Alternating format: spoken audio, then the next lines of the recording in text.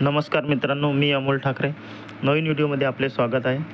अहिल्यादेवी होळकर योजना असेल किंवा राजे यशवंतराव होळकर महामेश योजना असेल, या योजनेअंतर्गत तुम्ही जर पाहिलं तर शेळी मेंढी वाटप योजना असेल, जागा खरेदीसाठी अनुदान असेल, कुक्कुटपालनासाठी अनुदान असेल, चराई अनुदान असेल, अशा प्रकारच्या 18 योजना या मंडळातर्फे राबविल्या जातात. या योजनेचे अर्ज हे ऑनलाईन पद्धतीने सुरू झालेले आहेत. या योजनेसाठी ऑनलाईन पद्धतीने अर्ज कसा करायचा, फॉर्म कसा भरायचा, A to Z प्रोसेस आपण या व्हिडिओमध्ये पाहणार आहोत. तर व्हिडिओ नक्की शेवटपर्यंत पहा. चॅनलवरती नवीन आला असाल तर चॅनलला सबस्क्राईब करून ठेवा. अशाच नवीन व्हिडिओ तुम्हाला भेटत राहतील. चला तर मित्रांनो, व्हिडिओ सुरू करूया. सर्वात आधी मित्रांनो, तुम्हाला या वेबसाईटवरती यायचे आहे, mahamesh.org. वेबसाईटची लिंक खाली डिस्क्रिप्शनमध्ये दिलेली आहे. इथे आल्यानंतर तुम्हाला सूचना दिसतील. या सूचना ज्या आहेत त्यांनी वाचून घ्यायच्या. त्यानंतर नोंदणी करण्यासाठी या योजनेसाठी अर्ज करण्यासाठी तुम्हाला सर्वात आधी तुमची नोंदणी करावी लागेल. ती नोंदणी तुम्ही अर्जदाराची नोंदणी यावरती क्लिक करा. इथे क्लिक केल्यानंतर महत्त्वाच्या जे काही 7 प्रकारच्या सूचना दिलेल्या आहेत त्या नीट वाचून घ्या. वाचून झाल्यानंतर नवीन अर्जदार नोंदणी यावर क्लिक करा. इथे क्लिक केल्यानंतर अर्जदाराची माहिती भरा.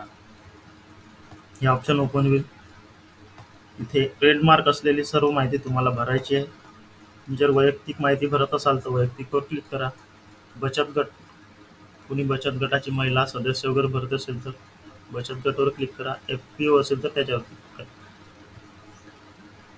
करा. क्लिक केल्यानंतर तुम्हाला अर्जदाराची नोंदणी करण्यापूर्वी खालील महत्त्वाच्या बाबी लक्षात घ्याव्या असं ओपन होईल. इथे 9 प्रकारचे जे काही आहे ते बाबी दिलेल्या आहेत. त्या बाबी नीट वाचून घ्यायच्या आणि त्यानंतर फॉर्म भरायला सुरुवात करायची. बंद करावं क्लिक करून बंद करायचे. त्यानंतर इथे तुमचे जे काही नाव टाकून घ्यायचे. त्यानंतर तुमच्या वडिलाचे नाव इथे टाकून घ्यायचे. त्यानंतर इथे तुमचे आडनाव टाकायचे. खाली इथे तुमचा आधार कार्ड नंबर टाकून घ्यायचा. त्यानंतर आधार कार्ड नंबर पुन्हा विचारला जाईल तो इथे टाकून घ्यायचा. इथे तुमची जे काही जन्मतारीख टाकून घ्यायची. जे काही आहे तुम्ही वय ऑटोमॅटिक जनरेट होणार. जे लिंग पुरुष स्त्री जे काही असेल ते टाकून घ्यायचे. इथे तुमचा मोबाईल नंबर टाकायचा. इथे तुमचा ईमेल ID टाकायचा असल्यास टाका किंवा नाही टाकला तरी चालेल.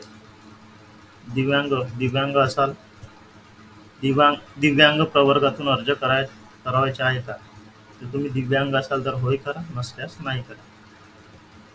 त्यानंतर तुमचा जो काही जिल्हा निवडून घ्यायचा. त्यानंतर तुमचा जो काही आहे तो तालुका निवडून घ्यायचा. त्यानंतर तुम्ही ज्या गावातून असाल त्या गावाचे इथं नाव टाकून घ्यायचे. नाव टाकल्यानंतर जात प्रवर्ग इथं भजक भटक्या जमाती ऑटोमॅटिक राहील. त्यानंतर इथे जात यावरती जे काही तुमची जात असेल ते इथे भरपूर प्रकारे पूर्ण जाती दिलेल्या आहेत.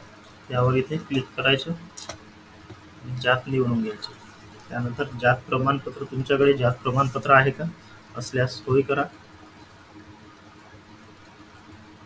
त्यानंतर तुमचा जो काही राशन कार्ड नंबर टाकून घ्यायचा. जो काही 12 अंकी राशन कार्ड नंबर असतो, त्यानंतर जो काही 12 अंकी राशन कार्ड नंबर असतात तुमचा RC नंबर इथे टाकून घ्यायचा. त्यानंतर विवाहित आहात काय असाल तर होय करा, नसाल तर नाही करा. तुमची जे काही बँकेचे इथे बँकेची माहिती टाकून घ्यायची. तुमच्या इथं अकाउंट नंबर टाकून घ्यायचा. इथे तुम्हाला IFSC कोड टाकायचा. त्यानंतर इथे जे काही तुमची शाखा असेल ती इथं शाखा टाकून घ्यायची. तुमचा पिनकोड टाकायचा. त्यानंतर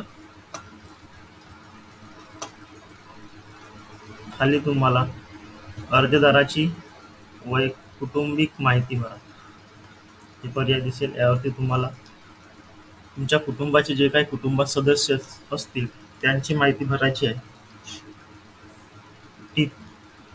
इथे टीप दिलेली आहे. अर्जदाराने एकूण कुटुंब संख्येतून स्वतःचे नाव वगळून इतर सदस्यांची नावे रेशन कार्ड नुसार भरावी. ते जे काही आहे तुमचे स्वतःचे नाव वगळून राशन कार्डवर जेवढे पण सदस्यांची नाव असेल ती संख्या इथे टाकून घ्यायची. संख्या टाकल्यानंतर तुमच्या सामने असा डायलॉग बॉक्स ओपन होतील.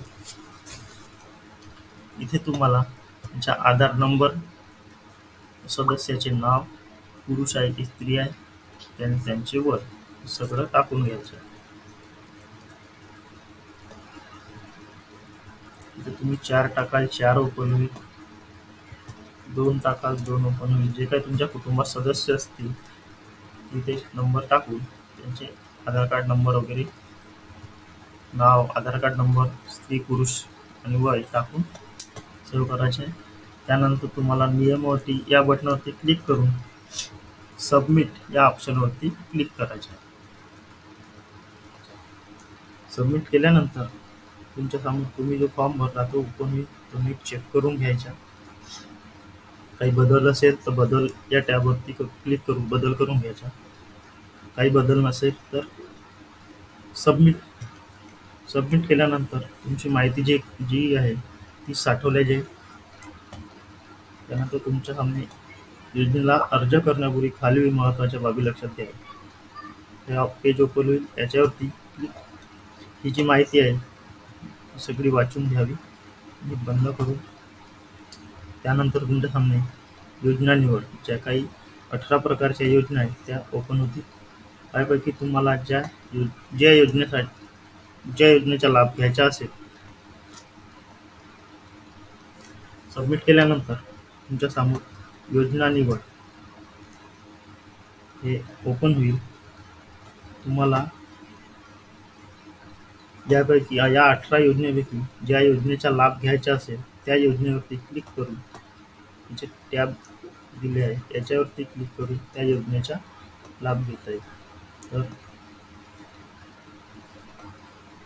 सर्व वाचून घ्यायच्या. तुम्हाला ज्या योजनेसाठी अर्ज करायचा आहे त्यावरती क्लिक करायचं.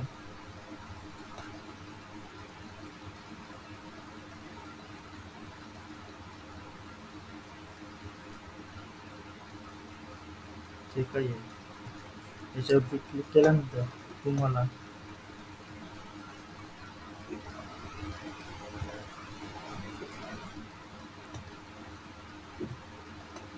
योजनेवर क्लिक केल्यानंतर तुम्ही पुढे चला या ऑप्शनवरती क्लिक करायचं. त्यानंतर तुम्हाला योजनेबद्दल माहिती विचारल्या जाईल, ते थोडं भरायचे. अर्जदार महानगरपालिका, नगरपालिका, महानगर परिषद, कटक मंडळ, नगरपंचायतच्या रहिवासी आहे का? असाल तर होय करा, नसाल तर नाही करा. त्यानंतर अर्जदार किंवा अर्जदाराच्या कुटुंबातील सदस्य शासकीय, निमशासकीय, स्थानिक स्वराज्य संस्थेच्या सेवेत किंवा सेवानिवृत्त वेतनधारक, शासकीय पदाचा लाभ घेणारा, तसेच केंद्र, राज्य शासन, स्थानिक स्वराज्य संस्थेचे सदस्य, पदाधिकारी, लोकप्रतिनिधी आहेत का? असल्यास होय करा, नसेल तर नाही करा. त्यानंतर ते जे काही नियमावटी मला मान्य आहेत या बॉक्सवरती क्लिक करा आणि माहिती सबमिट करा. सबमिट झाल्यानंतर तुम्हाला हा मेसेज जे तुम्हाला सर्व अटी व शर्ती मंजूर आहेत का? मला मान्य आहे त्यावरती क्लिक करा व सबमिट करा. सबमिट केल्यानंतर तुमचा जो काही अर्ज आहे तो सबमिट होऊन जाणार, यशस्वी होणार. त्यानंतर अर्जदाराची माहिती. त्यानंतर माझ्या टीप आहे, तुमचा अर्ज यशस्वीपणे साठवला आहे. आपली प्राथमिक निवड झाल्यानंतर आपणास योजनेची आवश्यक कागदपत्रे अपलोड करण्याचा पर्याय उपलब्ध होईल. या योजनेनिहाय आवश्यक कागदपत्रे तुम्ही योजनेचा तपशील या पर्यायावर पाहू शकता. अर्जाची पावती अर्ज करण्याच्या अंतिम तारखेनंतर आपणास डाउनलोड करता येईल. त्यानंतर हे बंद करा. त्यानंतर तुम्ही जो काही अर्ज भरला आहे तो पाहायचा असेल तर तुमची जी वैयक्तिक माहिती आहे, तुमचा डॅशबोर्ड, तुम्हाला जो काही अर्ज केला आहे तो पाहायचा असेल तर केलेले अर्ज या टॅबवरती क्लिक करा. तुम्ही ज्या योजनेसाठी अर्ज केला आहे तो योजना अर्ज इथे तुम्हाला दिसेल. तर अशा प्रकारे तुम्ही हा अर्ज भरू शकता. धन्यवाद.